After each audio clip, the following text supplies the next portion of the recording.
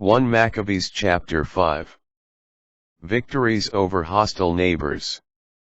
When the nations round about heard that the altar had been rebuilt, and the sanctuary restored as before, they were enraged. So they decided to destroy the descendants of Jacob who were among them. And they began to kill and eradicate the people. Then Judas attacked the Edomites at Akrabatine in Idumea, because they were blockading Israel. He dealt them a heavy blow, humbled and despoiled them.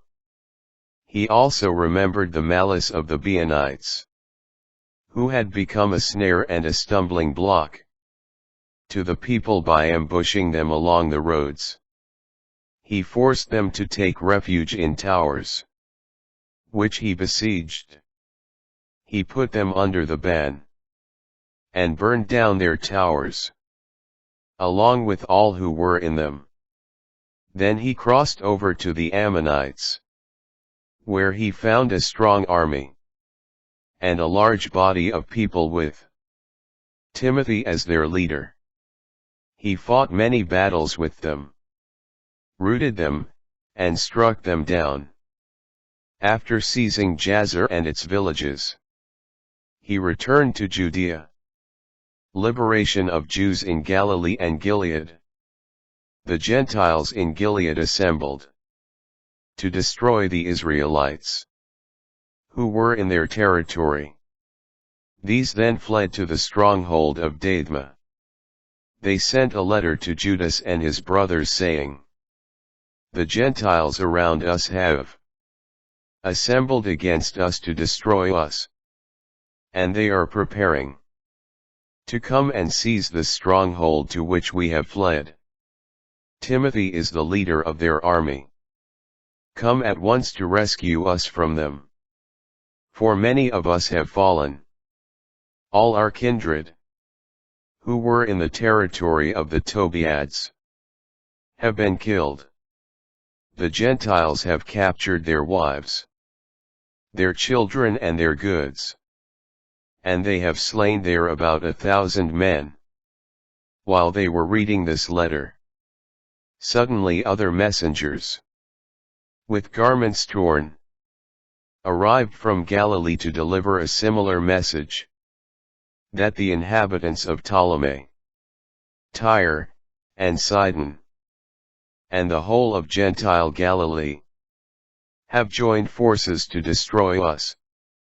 When Judas and the people heard this, a great assembly convened to consider what they should do for their kindred, who were in distress and being attacked by enemies. Judas said to his brother Simon, "Choose men for yourself, and go. Rescue your kindred in Galilee. My brother Jonathan and I will go to Gilead." He left Joseph, son of Zechariah, and Azariah, leader of the people, with the rest of the army in Judea to guard it. He commanded them, "Take charge of these people, but do not join battle against the Gentiles until we return." 3,000 men were allotted to Simon to go into Galilee, and 8,000 men to Judas, for Gilead. Simon went into Galilee, and fought many battles with the Gentiles. They were crushed before him, and he pursued them to the very gate of Ptolemy. About 3,000 of the Gentiles fell, and he gathered their spoils. He took with him the Jews who were in Galilee and in Arbatah, with their wives and children, and all that they had, and brought them to Judea with great rejoicing. Judas Maccabeus and his brother Jonathan crossed the Jordan and marched for 3 days through the wilderness. There they met some Nabateans, who received them peaceably, and told them all that had happened to their kindred in Gilead. Many of them are shut up in Bozrah, in Bozer near Alamah, in Shospho, Maked, and Karnaim. All of these are large, fortified cities. And some are shut up in other cities of Gilead. Tomorrow their enemies plan to attack the strongholds, and to seize and destroy all these people in one day. Thereupon Judah suddenly changed direction with his army, marched across the wilderness to Bozrah, and captured the city. He put every male to the sword, took all their spoils, and set fire to the city. He led his army from that place by night, and they marched toward the stronghold. When morning came, they looked ahead and saw a countless multitude, with ladders and machines for capturing the stronghold, beginning to attack. When Judas perceived that the struggle had begun, and that the noise of the battle was resounding to heaven, with trumpet blasts and loud shouting, he said to the men of his army, "Fight for our kindred today." He came up behind them, with 3 columns blowing their trumpets, and crying out in prayer. When the army of Timothy realized that it was Maccabees, they fled before him, and he inflicted on them a great defeat. About 8,000 of their men fell that day. Then he turned toward Alamah, and attacked and captured it. He killed every male, took spoils, and burned it down. From there he moved on and took Shospho, Maked, Bozer, and the other cities of Gilead. After these events, Timothy assembled another army, and camped opposite Raphon, on the other side of the Wadi. Judah sent men to spy on the camp, and they reported to him, "All the Gentiles around us have rallied to him, making a very large force.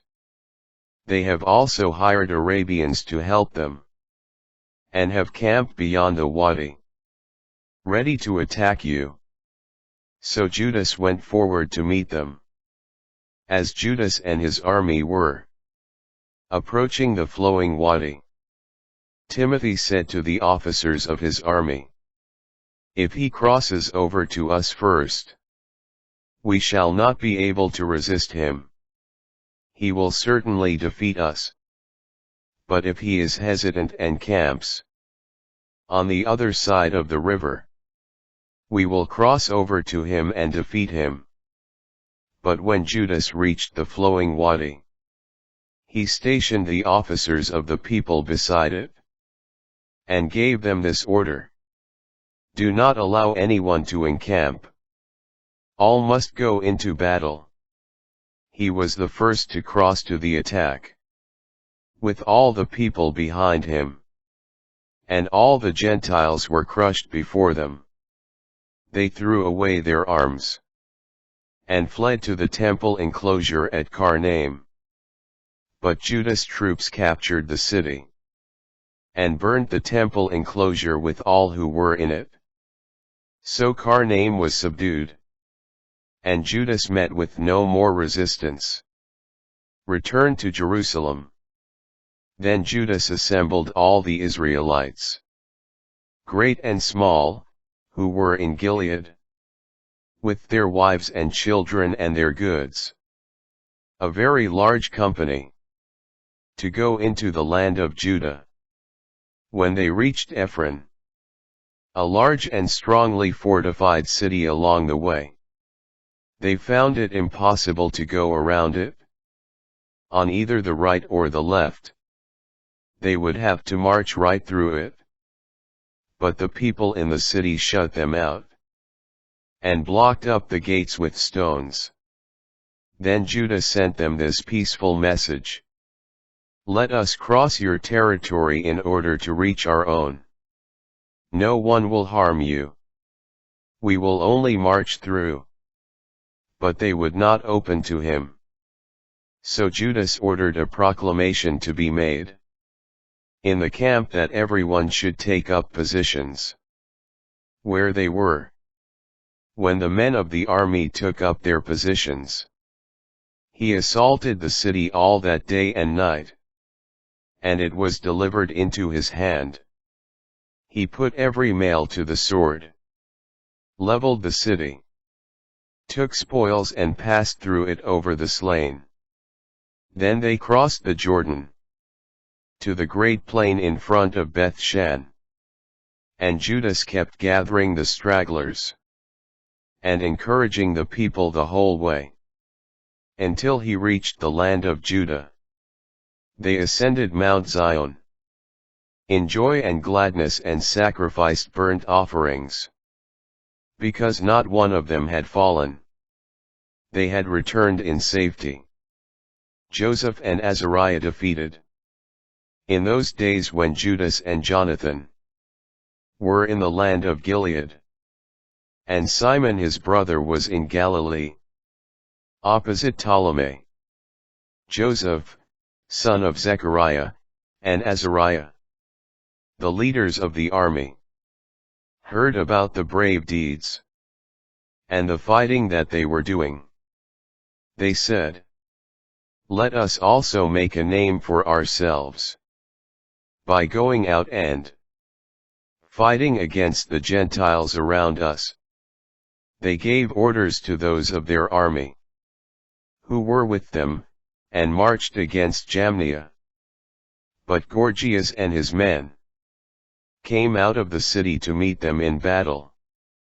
Joseph and Azariah were routed, and were pursued to the frontiers of Judea. And about 2,000 Israelites fell that day. It was a great setback for the people, because they had not obeyed Judas and his brothers, thinking that they would do brave deeds. But they were not of the family through whom Israel's deliverance was given. Victories at Hebron and Azotus. The valiant Judas and his brothers were greatly honored in all Israel, and among all the Gentiles, wherever their name was heard. And people gathered about them and praised them. Then Judas and his brothers went out and attacked the Edomites in the land toward the south. He took Hebron and its villages, and he destroyed its strongholds, and burned the towers around it. He then set out for the land of the foreigners, and passed through Marissa. On that day some priests fell in battle, who had gone out rashly to fight in their desire to do brave deeds. Judas then turned toward Azotus, in the land of the foreigners. He destroyed their altars and burned the carved images of their gods. And after plundering their cities, he returned to the land of Judah.